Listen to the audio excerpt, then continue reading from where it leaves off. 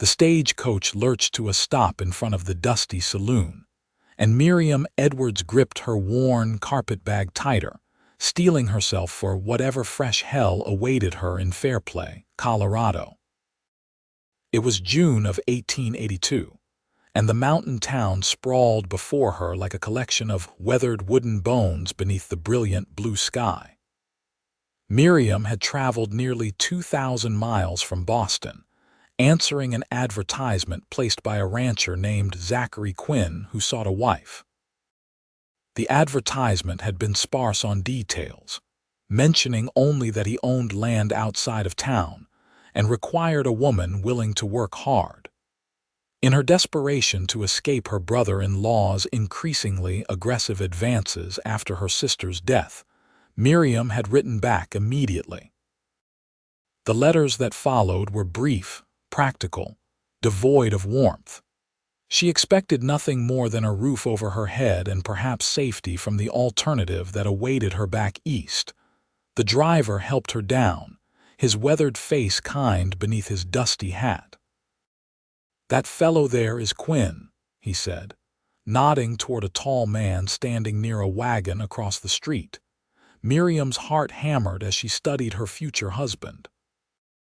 Zachary Quinn stood well over 6 feet, broad-shouldered and lean, with dark hair that touched his collar and a beard that looked recently trimmed. He wore simple clothes, clean but well worn, and held his hat in his hands as he watched her approach. What struck her most were his eyes, a startling gray-blue that seemed to take in everything about her in one sweeping glance. She crossed the rutted street on trembling legs, her dark traveling dress already dusty from the journey. When she reached him, she dropped into a small curtsy, keeping her eyes lowered in what her mother had always called proper deference. "Mr. Quinn," she said softly, "I am Miriam Edwards, madam." His voice was deep, with a gentle quality that surprised her. "I appreciate you making the journey. It couldn't have been easy." She risked a glance upward and found him watching her with what appeared to be concern rather than the cold appraisal she had expected. Her previous encounters with men seeking mail-order brides, gleaned from the horror stories shared by women in her Boston boarding house, had led her to expect someone who would examine her like livestock, commenting on her teeth, her hips, her capacity for childbearing. "May I take your bag?" he asked, gesturing toward her carpetbag. "I can manage it," she said automatically, then winced, wondering if she had already made a mistake by not immediately complying. To her surprise, Zachary simply nodded. "The wagon is just here. I thought we could stop by the general store if you need anything before we head out to the ranch. It's about an hour's ride." "That's very kind, but I wouldn't want to put you to any trouble." He studied her for a long moment, those gray-blue eyes searching her face. "Miss Edwards, may I speak plainly?" Her stomach clenched. Here it came, the revelation of his true nature, the demands and expectations. "Of course. You look scared half to death, and I want you to know right now that I don't hold with mistreating women or anyone weaker than myself. I brought you out here because I need help running the ranch and because a man gets lonely, but I won't force you into anything.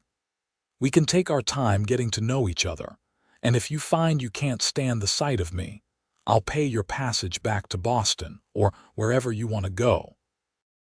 Miriam stared at him, searching for the lie, the trap, but his gaze remained steady and open. "I don't understand." "What's to understand? You're a person, not a piece of property I ordered from a catalog." He shifted his weight, looking almost uncomfortable. "I know what some men are like. I know what you might have heard, but I was raised by a good woman who would tan my hide even from the grave if I treated a lady poorly." Something in Miriam's chest loosened, though she remained cautious. Words were easy, actions would tell the truth. "Thank you," she managed.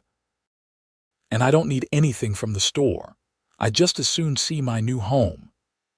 Zachary helped her into the wagon with a gentle hand on her elbow, then placed her bag carefully in the back before climbing up beside her. He kept a respectful distance between them on the bench, and as they rolled out of town, he pointed out landmarks with an easy commentary that required no response from her. "That's the Hutchinson place. They run cattle mostly. Good people. And over there, you can just see the Sorensen farm.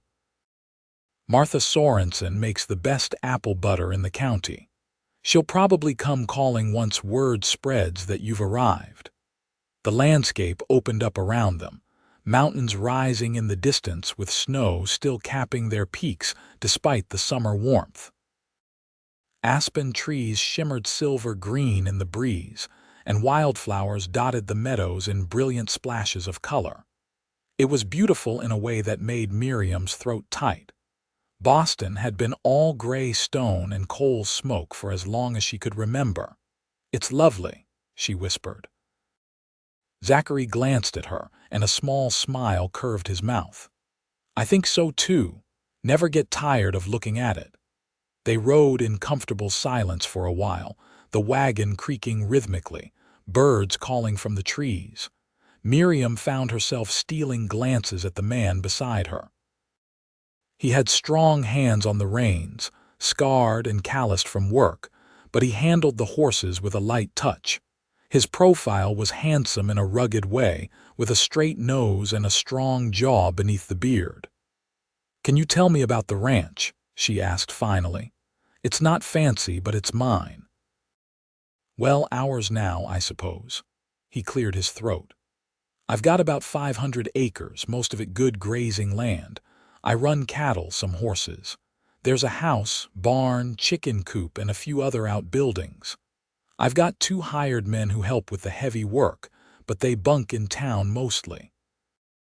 I do my own cooking, though I'll warn you now that I'm not much good at it. I can cook," Miriam offered, "and clean, so tend a garden. I'm not afraid of hard work." "I didn't figure you were, coming all this way." He paused. "Can I ask you something personal?" Her shoulders tensed. "Yes." "Why did you answer my advertisement? A pretty woman like you seems like you'd have had options back in Boston." Pretty. The word struck her as absurd. She was plain, she knew, with mousy brown hair and unremarkable features. Her only vanity was her eyes, which were a clear green that her sister had once called the color of spring grass.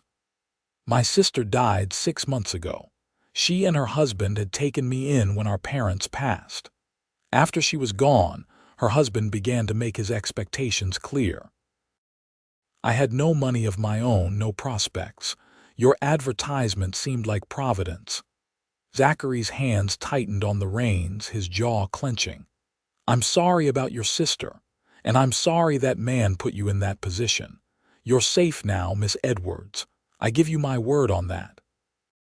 His anger on her behalf, the genuine outrage in his voice, brought unexpected tears to her eyes. She blinked them away quickly, focusing on the road ahead. "Thank you." They rounded a bend, and the ranch came into view. The house was larger than she had expected, a 2-story structure with a covered porch wrapping around the front. The wood was weathered but well maintained, and curtains hung in the windows.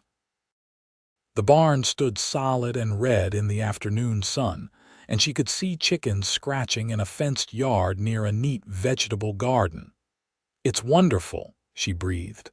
Zachary's expression softened with pride.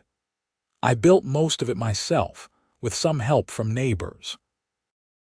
Been working on it for near about 8 years now."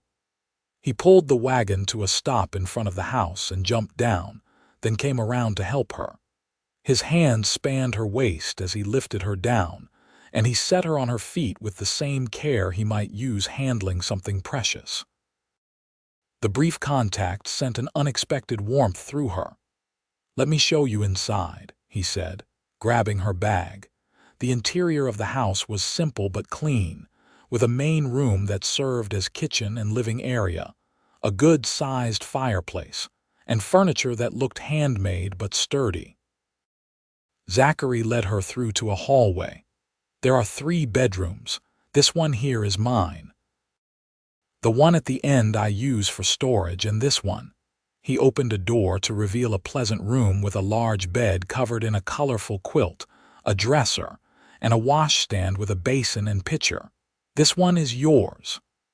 Miriam stepped inside, touching the quilt with tentative fingers.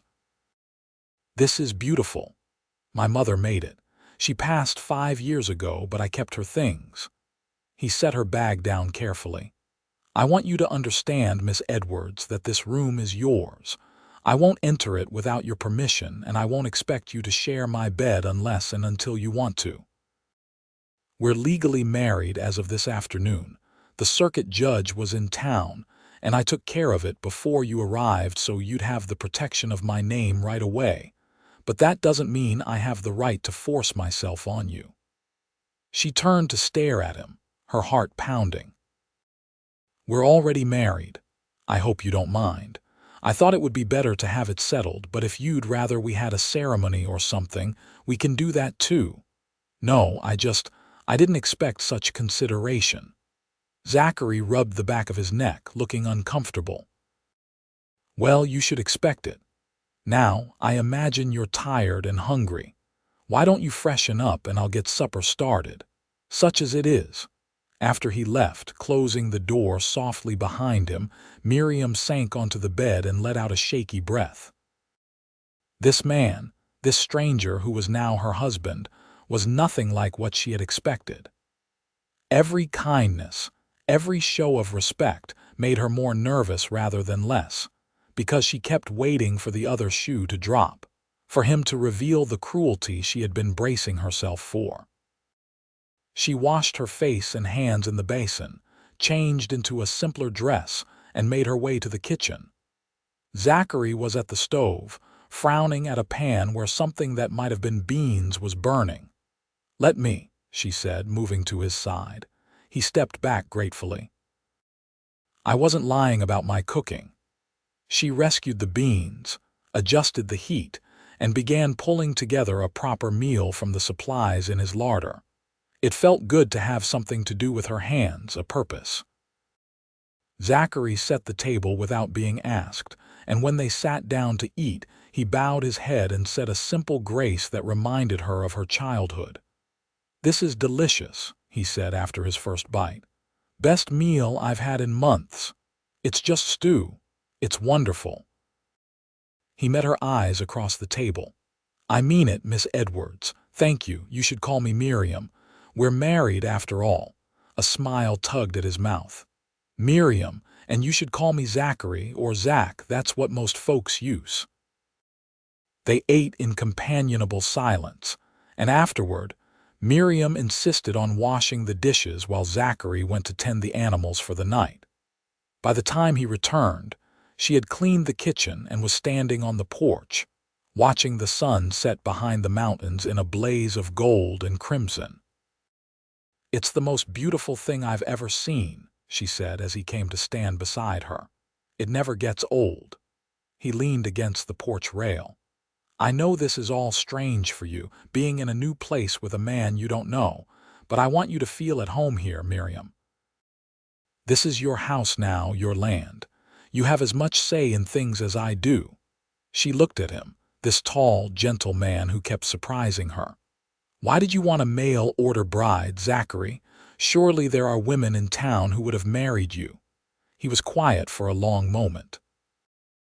"I'm not much for social gatherings, and the women in town, well, they want a man who'll give up ranching to work in a shop or run for mayor. I love this land, this life. I needed someone who could love it too, or at least live with it. And maybe someone who understood what it was like to need a fresh start." "And what kind of fresh start did you need?"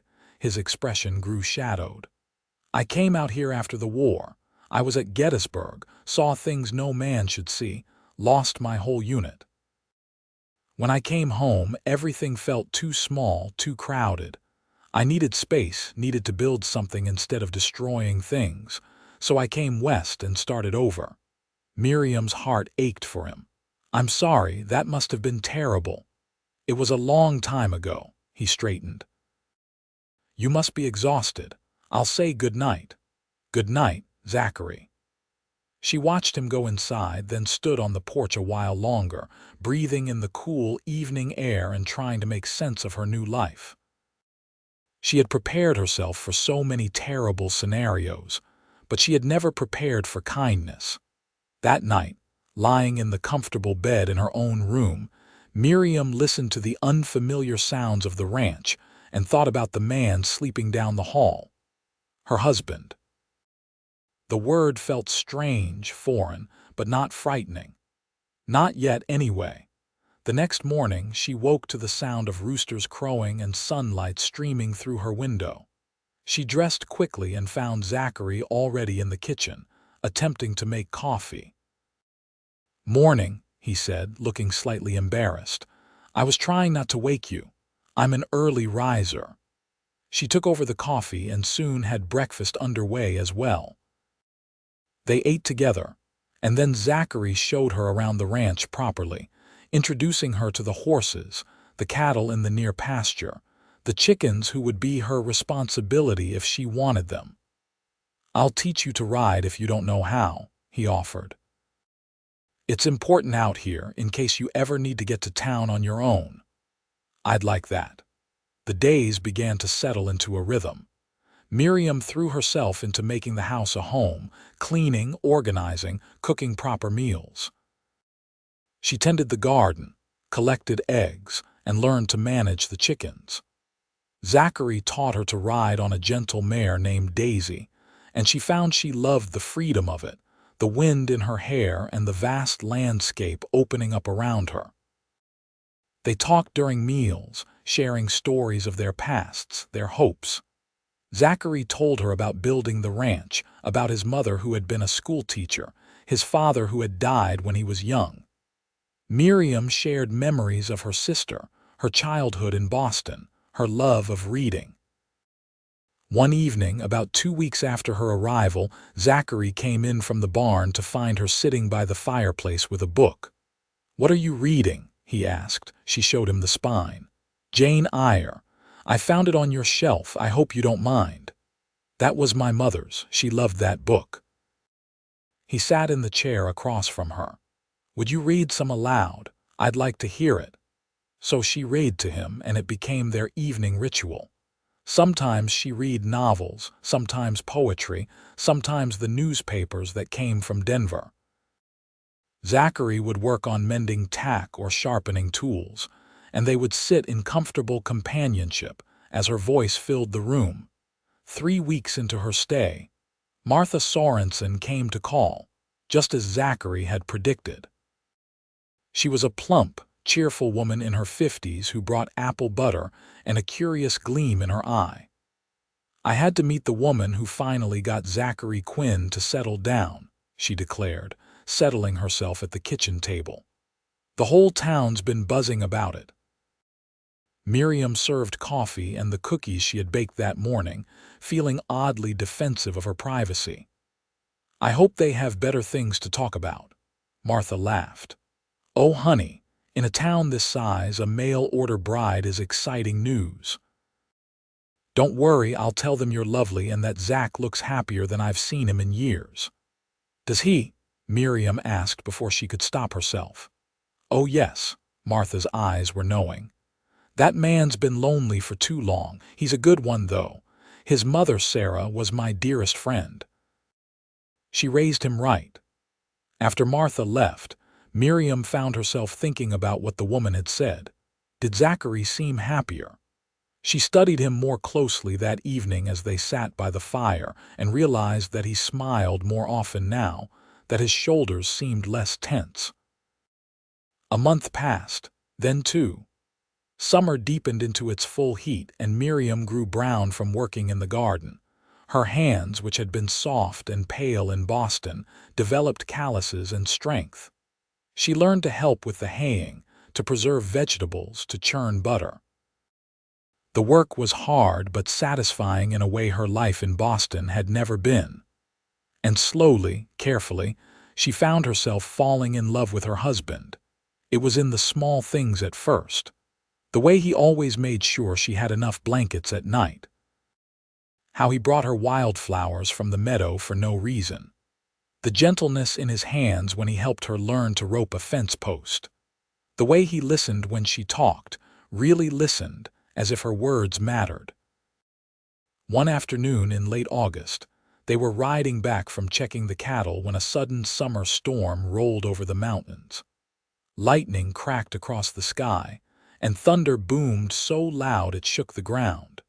Miriam's mare spooked, and before she could react, she was sliding from the saddle.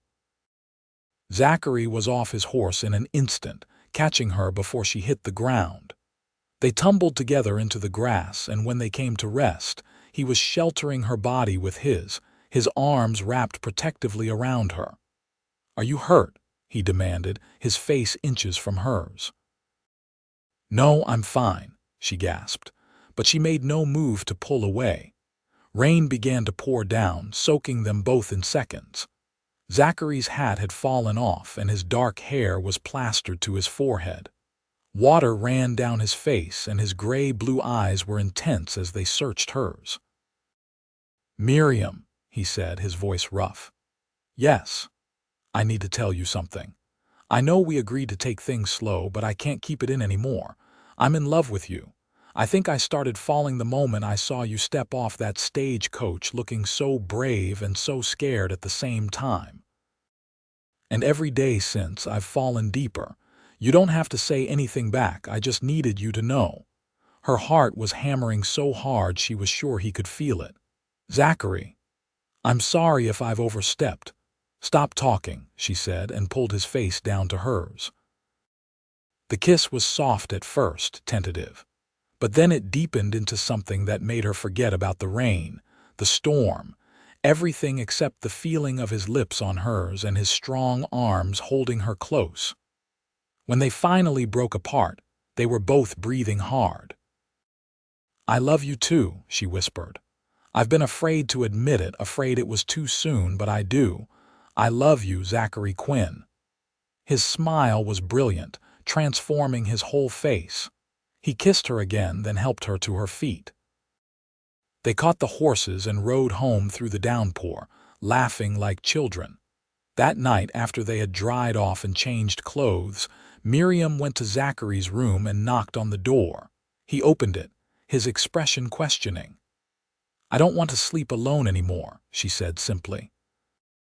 He pulled her inside and into his arms, and when they came together, it was with tenderness and passion in equal measure. He was gentle, patient, making sure of her comfort at every moment.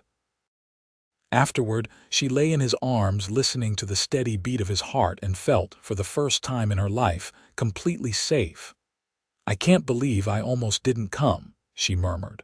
"I almost lost my nerve in Chicago and turned back." His arms tightened around her. "I'm glad you were brave. I can't imagine my life without you now." The seasons turned.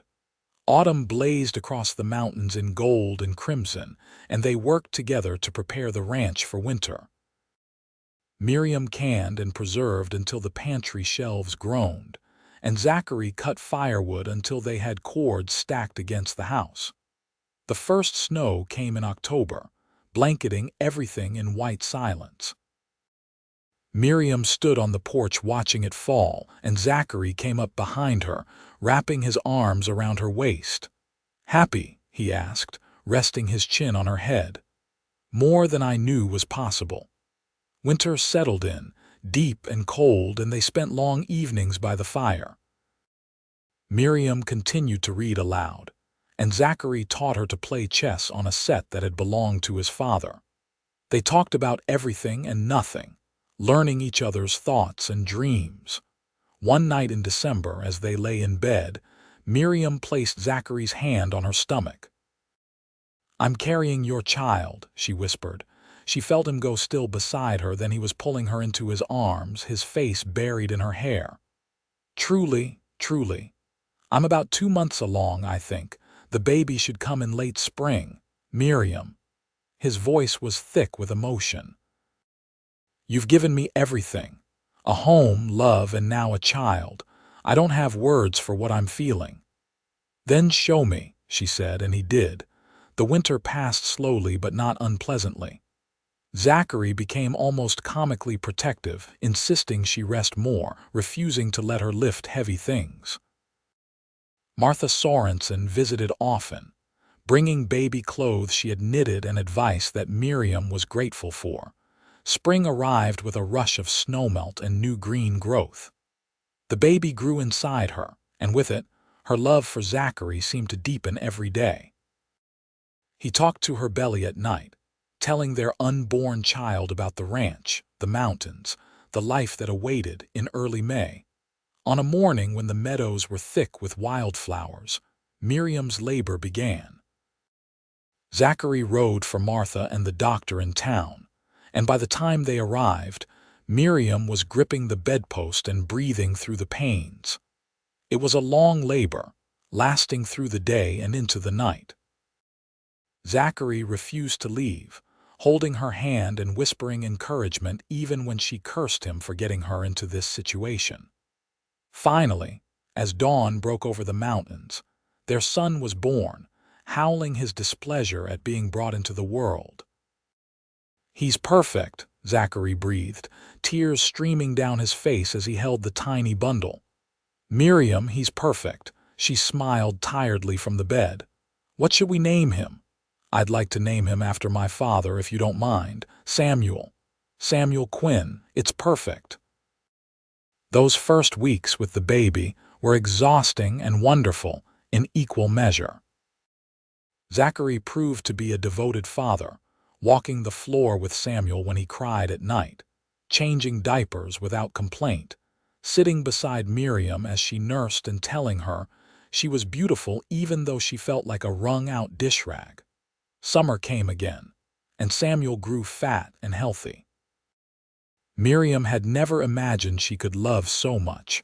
Her heart split between her son and her husband. Watching Zachary with the baby, so gentle and patient, made her fall in love with him all over again.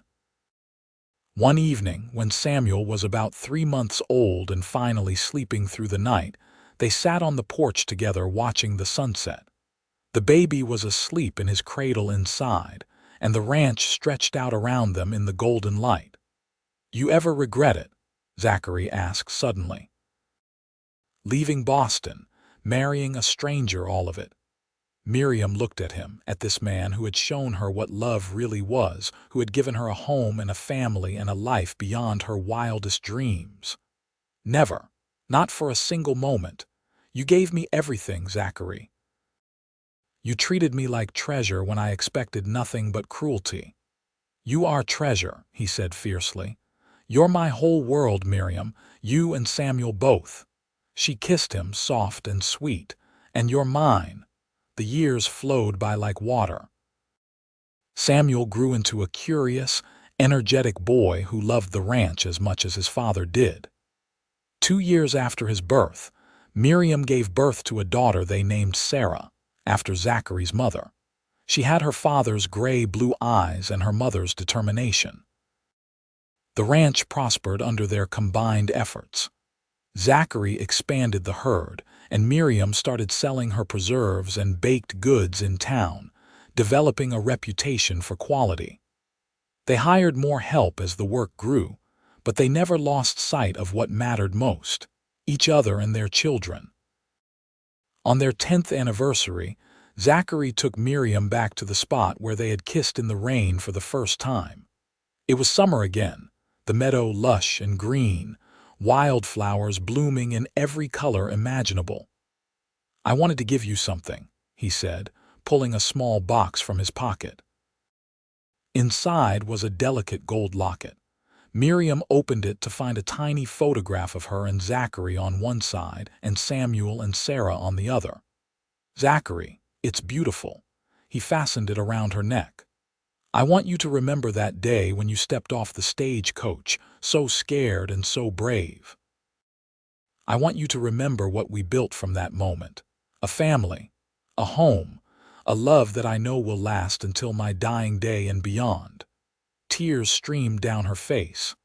"I remember every moment, every kindness you showed me when I expected harshness, every gentle word when I braced for cruelty. You showed me what real love was, Zachary. You saved me. We saved each other, he corrected, pulling her into his arms. I was just existing before you came, Miriam.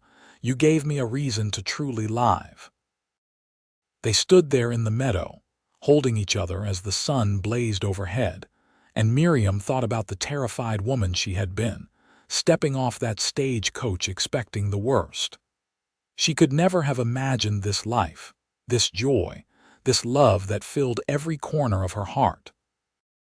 More years passed, and the children grew. Samuel showed an aptitude for ranching that made Zachary's heart swell with pride, while Sarah inherited her grandmother's love of books and learning. Miriam taught her to read from the same volumes she had once read aloud to Zachary by the fire. In the summer when Samuel turned 12 and Sarah was 10, they welcomed another surprise, a son they named James.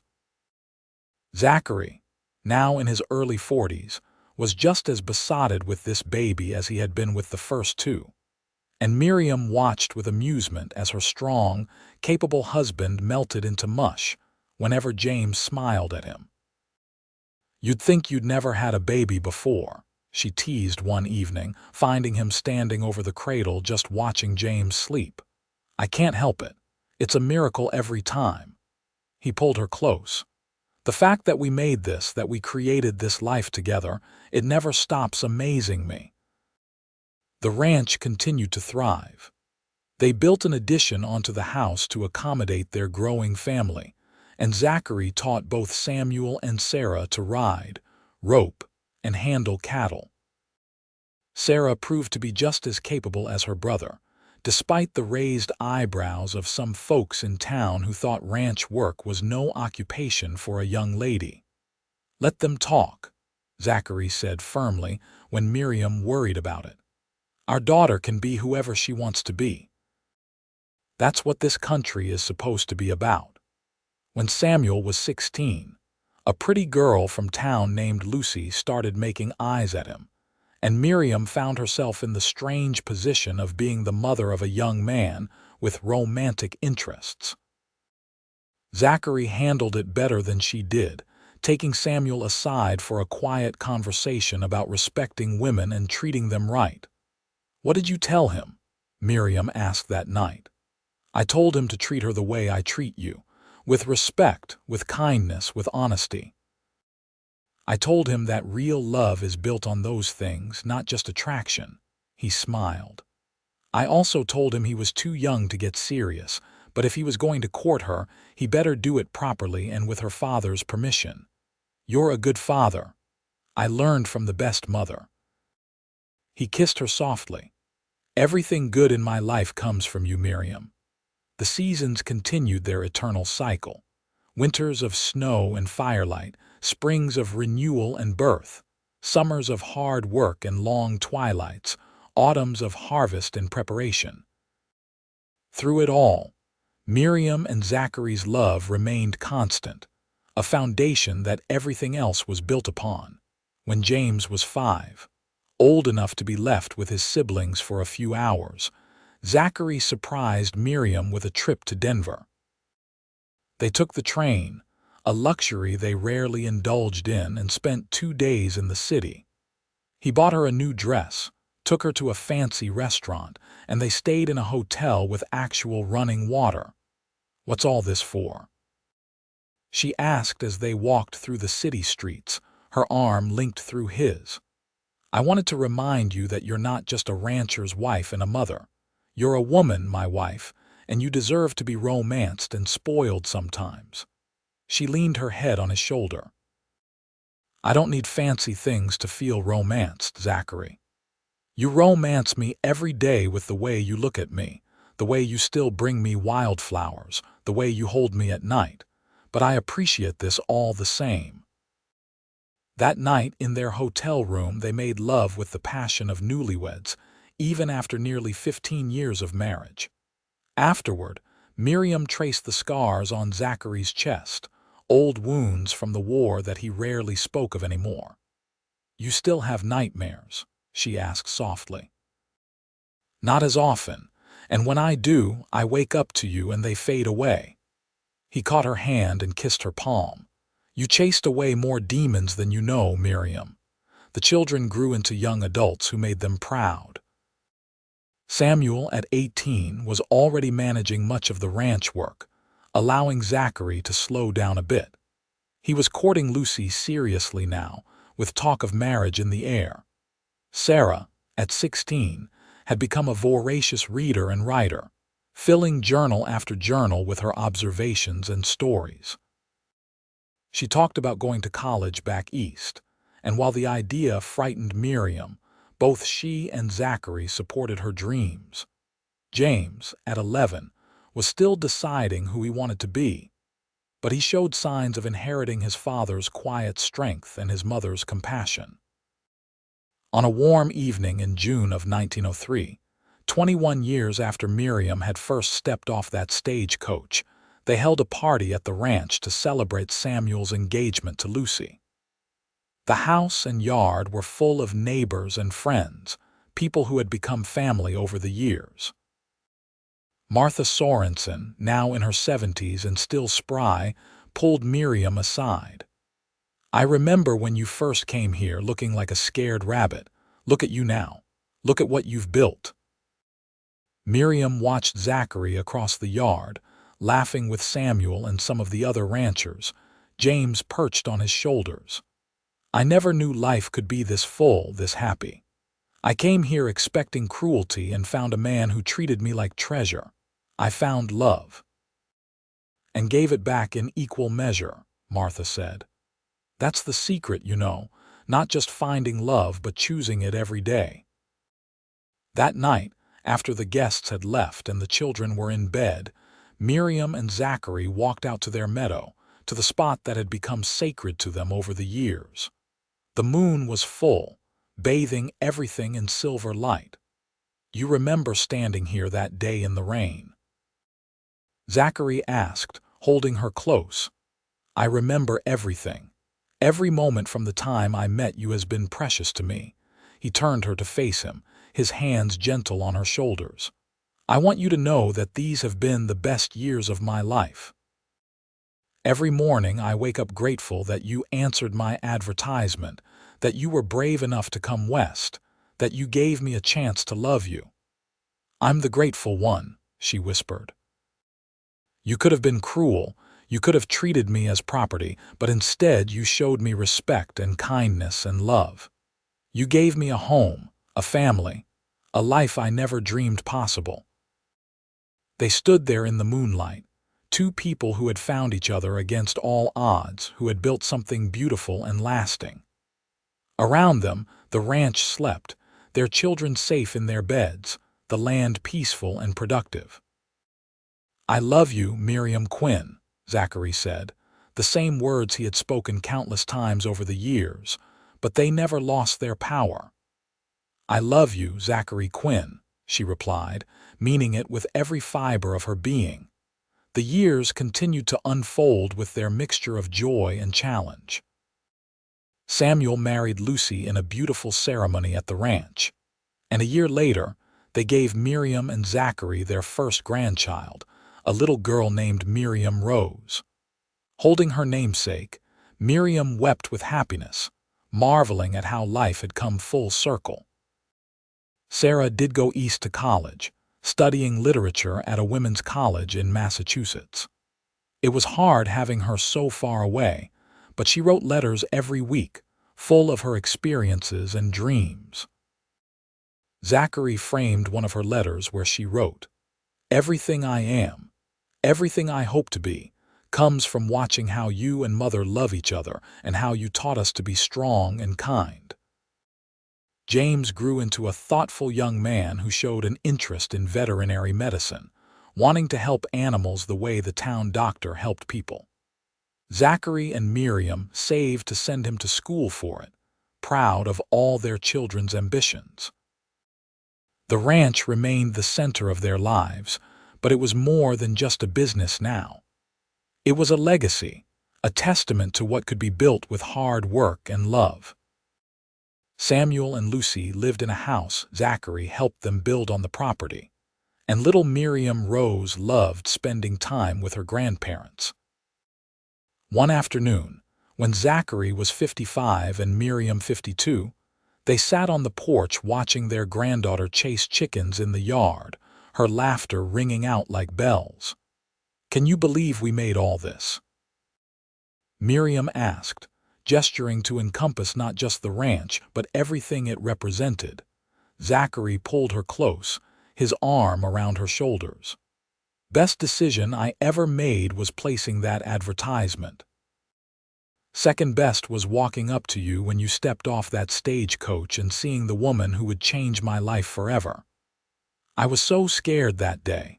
I know, but you were also brave, the bravest woman I've ever known." He kissed her temple. "You took a chance on a stranger, on a new life, and you made it into something more beautiful than I could have imagined." Sarah came home from college with a young man named Robert, a teacher who looked at her the way Zachary looked at Miriam. After a proper courtship, they married and settled in Denver, where Sarah worked as a journalist and Robert taught at a school. They visited often, and Sarah's articles about ranch life and the changing West were published in newspapers across the country. James finished his veterinary training and returned to Fairplay, setting up a practice that served the whole county. He was courting a sweet girl named Emma, whose family ran the general store, and Miriam had no doubt another wedding would be in their future soon. The new century brought changes. Automobiles started appearing on the streets of Fairplay, electricity came to town, and the world seemed to be speeding up. But on the ranch, the rhythms remained largely the same. Cattle still needed tending, crops still needed planting, and love still needed nurturing. On their 30th anniversary, Zachary organized a surprise party for Miriam. The house was full of family and friends. 3 generations gathered to celebrate. Samuel and Lucy were there with their 3 children now, Miriam Rose being the oldest at 8. Sarah and Robert had traveled from Denver with their twin boys, 2-year-olds who were into everything. James and Emma, newly engaged, helped serve the food. Martha Sorensen, now in her 80s and moving slowly but still sharp as a tack, raised her glass. To Zachary and Miriam Quinn, proof that love can bloom even in the harshest circumstances, and that it only grows stronger with time. Everyone cheered and drank, and Miriam felt tears streaming down her face. Zachary wiped them away gently with his thumb. "Happy tears?" he asked. "The happiest." "Look at all this, Zachary. Look at what we built." "We built it together," he reminded her. "Everything together." That night, after everyone had gone home or to bed, they sat on the porch in the rocking chairs they had bought years ago. The night was clear, stars scattered across the sky like diamonds, and the air smelled of pine and wildflowers. "Read to me," Zachary asked, an echo of those early days.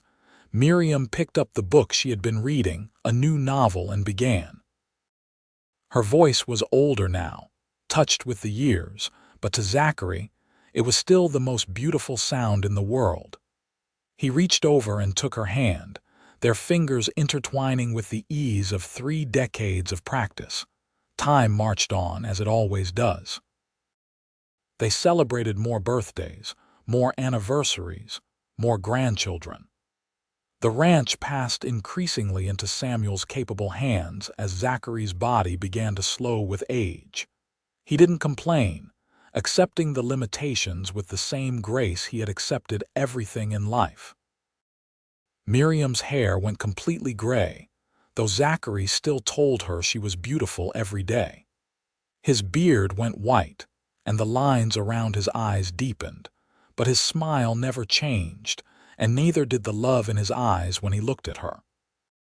On a summer evening when Zachary was 68 and Miriam 65, they took one last walk to their meadow.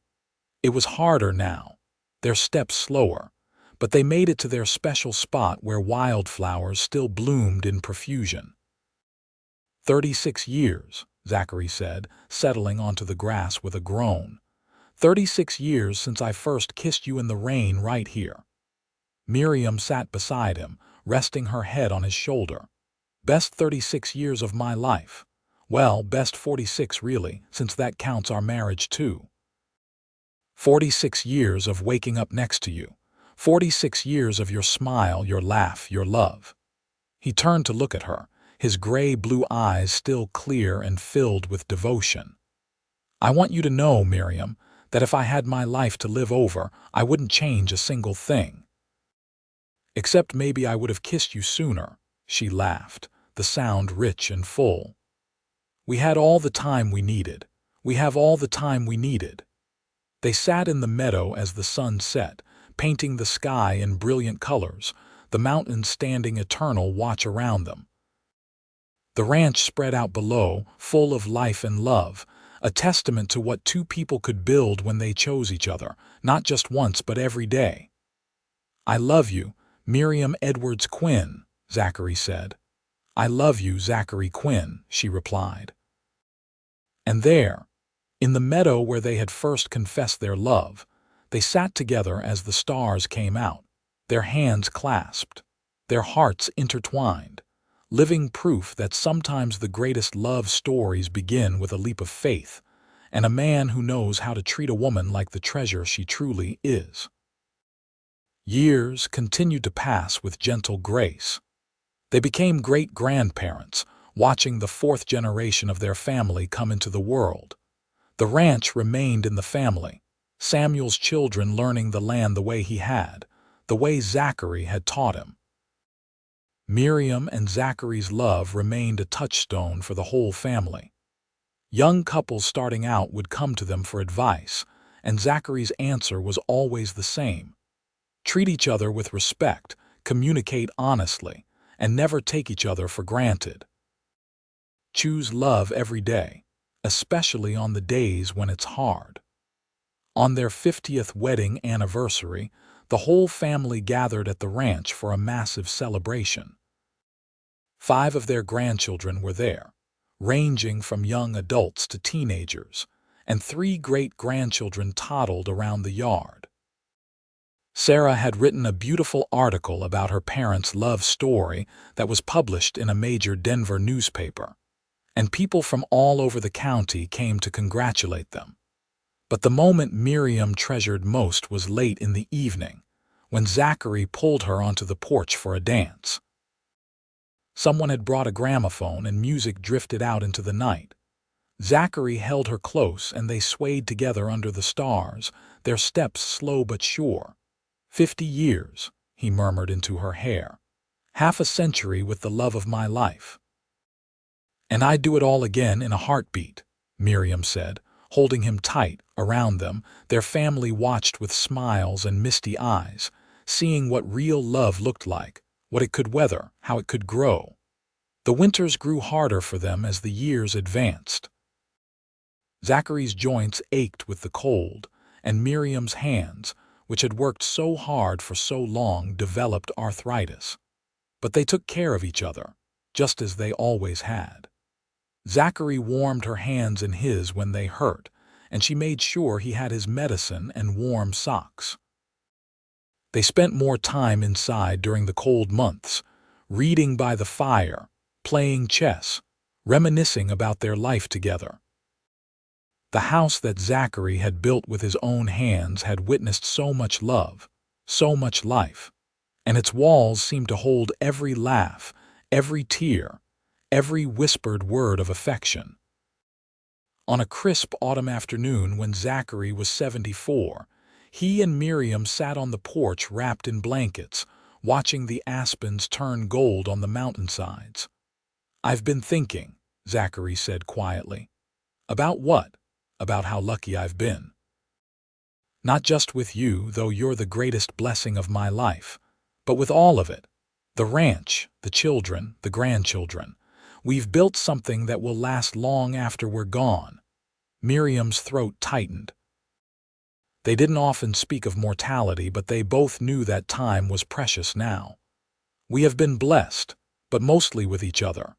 He turned to her, his weathered face still handsome to her eyes, his white beard neatly trimmed. "I want you to promise me something. Anything. If I go first, I want you to keep living. Keep loving life, keep spending time with the family, keep being the amazing woman you've always been. Don't just stop because I'm not here anymore." Tears spilled down her cheeks. "Zachary, don't. I have to say it, love. And I want you to know that you made every single day of my life better just by being in it. You saved me from loneliness and gave me purpose. You're the greatest gift God ever gave me." She held his hand, feeling the strength still there despite the years. "And you saved me from a life of fear and showed me what real love was. You treated me like treasure when I expected cruelty, and you never stopped treating me that way. Not for a single day in 52 years. They sat together until the sun set, holding hands and soaking in the beauty of the land they loved, the life they had built. Zachary lived 4 more good years, making it to 78. He was still sharp-minded and mobile, still deeply involved in the ranch and his family. But one morning in early spring, Miriam woke to find him gone, his heart having simply stopped in the night. He looked peaceful, a slight smile on his face, and she liked to think he had died dreaming of the life they had shared. The funeral was attended by hundreds of people. Zachary Quinn had touched many lives over his years in Colorado, but none more profoundly than Miriam's. She stood at his grave with her children and grandchildren around her, and she spoke the eulogy herself. "Zachary Quinn was the finest man I ever knew," she said, her voice strong despite her grief. "He showed me what it meant to be loved completely, respected fully, and cherished always. He built this ranch with his hands, but he built our family with his heart. And while my heart is broken today, I am grateful for every single moment we had together. 56 years of marriage, and I never once doubted his love. That is his legacy, along with the children and grandchildren who carry his strength and his kindness forward." She lived for another 8 years after Zachary's death, staying active and engaged with the family. True to her promise, she didn't just stop living. She traveled to Denver to see Sarah and her family. She attended every grandchild's important event. She held her great-grandchildren and told them stories about their great-grandfather. But everyone could see that part of her was missing, the part that Zachary had filled for more than half a century. She kept his picture on her bedside table and wore the locket he had given her on their 10th anniversary every single day. At night, she would sit on the porch in the rocking chair next to the empty one that had been his, talking to him as if he could hear her, telling him about her day, about the family, about the ranch. On a beautiful summer evening, just after her 86th birthday, Miriam went to sleep in the bed she had shared with Zachary for so many years and simply didn't wake up. Her children found her in the morning, peaceful and smiling, the locket clutched in her hand. They buried her next to Zachary, on a hill overlooking the ranch, where wildflowers bloomed every spring. Her headstone read, "Miriam Edwards Quinn, 1834–1920. Beloved wife, mother, grandmother, and great-grandmother, she came west expecting cruelty and found a love that lasted beyond a lifetime." The ranch stayed in the family, passed down through generations. Samuel's grandson eventually took over management, and his children after him. The house that Zachary built with his own hands still stood, weathered but strong, a testament to the foundation he had laid. And in the meadow where Zachary and Miriam had first kissed in the rain, where they had celebrated anniversaries and shared countless quiet moments, wildflowers continued to bloom every summer. Some of the family swore that on certain evenings, when the light was just right, you could see 2 figures standing there hand in hand, eternal and together, their love story continuing beyond the bounds of mortal life. because some loves are too strong to be contained by a single lifetime. Some loves echo through generations, setting the example for what it means to truly cherish another person. And the love between Zachary Quinn and Miriam Edwards Quinn was that kind of love, a beacon that lit the way for everyone who came after them, showing that when two people choose each other with respect, kindness, and devotion, they can build something that will last forever. Their great-great-grandchildren still tell the story of how their ancestor stepped off a stagecoach in 1882, terrified and expecting the worst, and found instead a man who treated her like treasure. They tell of a love that grew stronger with every passing year, that weathered all challenges, that created a legacy of family and land and unwavering devotion. And on summer evenings, when the family gathers at the ranch for reunions and celebrations, someone always raises a glass and says, "To Zachary and Miriam, who showed us what love really means." The mountains stand eternal watch over the ranch. The land continues its endless cycles, and the love story of Zachary and Miriam Quinn lives on, proof that fairy tales can come true even in the harsh reality of the Wild West, and that the greatest adventure is finding someone who sees your worth and spends a lifetime making sure you know it too.